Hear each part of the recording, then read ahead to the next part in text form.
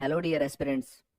मुझे कुछ दिनों में सबसे ज़्यादा जो क्वेश्चंस आया है वो इस चीज़ पे आए हैं कि यूपीएससी में कितने टोटल सब्जेक्ट्स पढ़ने पड़ते हैं।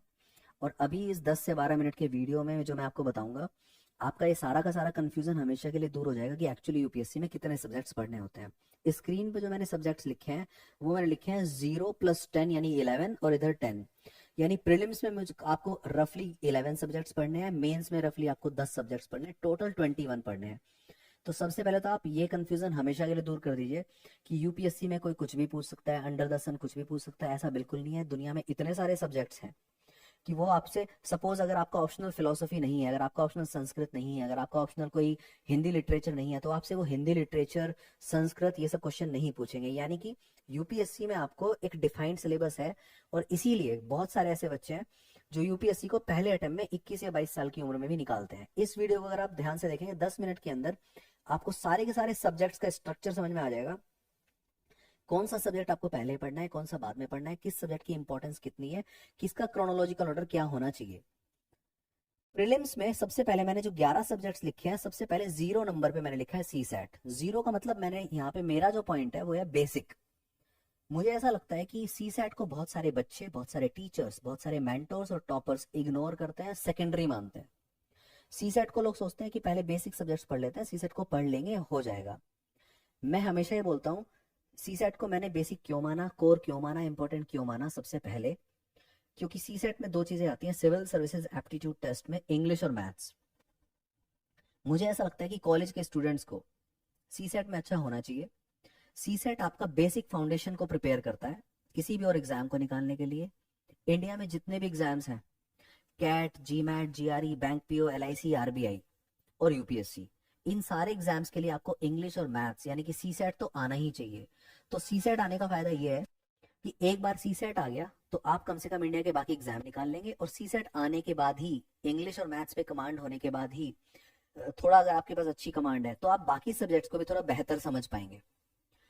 उसके बाद पॉलिटी, इकोनॉमी, ज्योग्राफी और मॉडर्न हिस्ट्री, ये जो पहला ब्लॉक है इसमें मैंने 4 सब्जेक्ट्स रखे हैं। मुझे ऐसा लगता है कि सिविल सर्विसेज की प्रिपरेशन में ये जो 4 सब्जेक्ट हैं, ये most basic, most fundamental core subjects हैं। इन सब्जेक्ट्स को पढ़ने के बाद, एक तो ये सब्जेक्ट्स इतने इंपॉर्टेंट है कि सबसे ज्यादा क्वेश्चन इन्हीं 4 सब्जेक्ट से आते हैं। और इन 4 सब्जेक्ट्स को पढ़ने के बाद बाकी सब्जेक्ट आसानी से समझ में आते हैं। यानी कि ये वाले 4 सब्जेक्ट्स फाउंडेशन प्रिपेयर करते हैं बाकी सब्जेक्ट्स को समझने के लिए। फॉर एग्जाम्पल, जो सेकेंड ब्लॉक है, सेकेंड ब्लॉक में एनवायरमेंट और करंट अफेयर्स, मैंने जो बोला पॉलिटी और इकोनॉमी पढ़ने के बाद ही आपको करंट अफेयर्स थोड़ा ज्यादा समझ में आएगा, अच्छे से समझ में आएगा। ज्योग्राफी पढ़ने के बाद ही आपको एनवायरमेंट समझ में आएगा अच्छे से। यानी कि अगर आप ये वाला क्रोनोलॉजिकल ऑर्डर फॉलो कर रहे हैं तो इसमें नंबर ऑफ क्वेश्चंस, इंपॉर्टेंस में नंबर ऑफ क्वेश्चंस एग्जाम में किस सब्जेक्ट में ज्यादा आते हैं उस ऑर्डर से भी, और उसके अलावा कौन सा सब्जेक्ट पढ़ने के बाद फ्यूचर में सब्जेक्ट पढ़ने आसान हो जाएंगे, उस ऑर्डर में मैंने सब्जेक्ट्स को लिखा है। 0 और 6, ये टोटल 7 सब्जेक्ट्स इतने इंपॉर्टेंट हैं कि अगर एक बार आपने इन 7 सब्जेक्ट्स पे मास्टरी हासिल कर ली तो मुझे लगता है कि आप वैसे भी किसी भी और सब्जेक्ट को खुद से पढ़ने लायक सक्षम हो जाओगे। यानी ये 7 सब्जेक्ट्स इंपॉर्टेंट हैं। उसके बाद 7, 8, 9 पे मैंने लिखा है ancient history, medieval history, art and culture. इन तीनों को मैंने एक साथ क्लब किया है, इसीलिए शॉर्ट में हम कई बार इसको बोल देते हैं AMAC. Ancient, medieval, art and culture, इन तीनों सब्जेक्ट का इंपॉर्टेंस भी आजकल बढ़ गया है रिलेटिवली, लेकिन उनसे कम है। और ये तीनों भी आपस में जब एक साथ पढ़ेंगे आप, तो कई बार एंशियंट पढ़ने की वजह से आर्ट एंड कल्चर की अंडरस्टैंडिंग ज्यादा बढ़ेगी, आर्ट एंड कल्चर को पढ़ने की वजह से एंशियंट की अंडरस्टैंडिंग बनेगी, आपस में आप इनका कोरिलेशन बहुत ज्यादा है, तो आपको फायदा होगा। लास्ट में मैंने लिखा है साइंस। मैं खुद इंजीनियरिंग बैकग्राउंड से हूँ, लेकिन मुझे लगता है साइंस इस एग्जाम की तैयारी में रिलेटिवली बाकी सब्जेक्ट की तुलना में तो लास्ट में आता है। साइंस को मैं ये मानूंगा कि आप केवल एनसीईआरटीज करें पहले, और अगर आपसे बिल्कुल नहीं हो पा रहा है तो अभी आप उसको कुछ टाइम के लिए साइंस को इग्नोर कर सकते हैं प्रीलिम्स के लिए।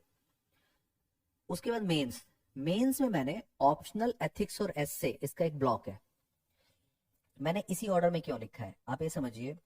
मेंस जो टोटल होता है वो 1750 मार्क्स का होता है।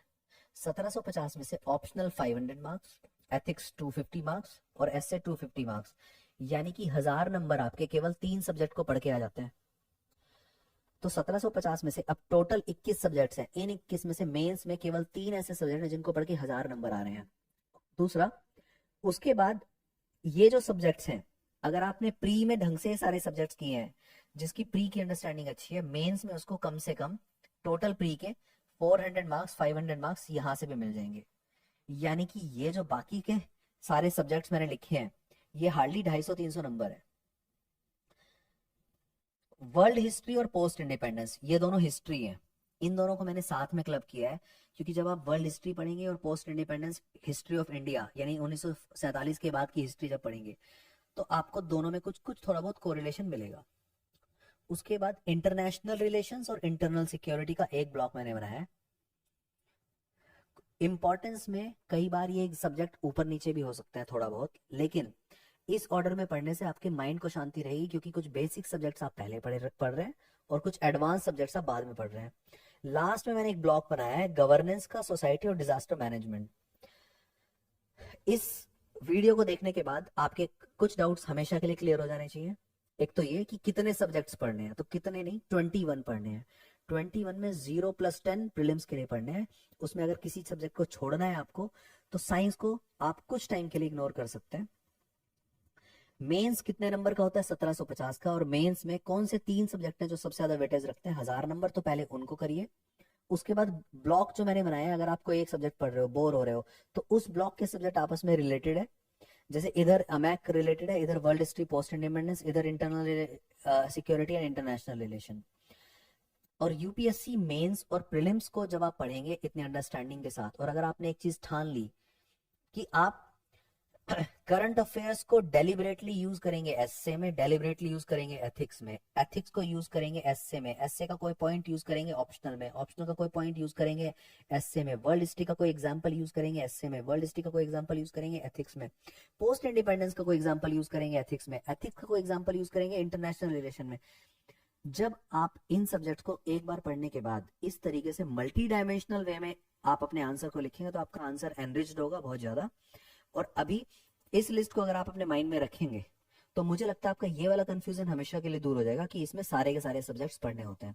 तो फिलहाल इस वीडियो के माध्यम से मैंने आपको ये बताना चाहा है इतने छोटे वीडियो में कि यूपीएससी कोई अनलिमिटेड गेम प्लान नहीं है। ये बहुत ही वेल डिफाइंड, बहुत ही मेटिकुलसली डिजाइन प्लान है। अगर आप इसको करेंगे इस तरीके से, इस प्रायोरिटी ऑर्डर में, तो यूपीएससी जैसे बहुत सारे लोगों का फर्स्ट अटेम्प्ट में 21-22 साल की उम्र में निकलता है, आपका निकलेगा। Thank you so much.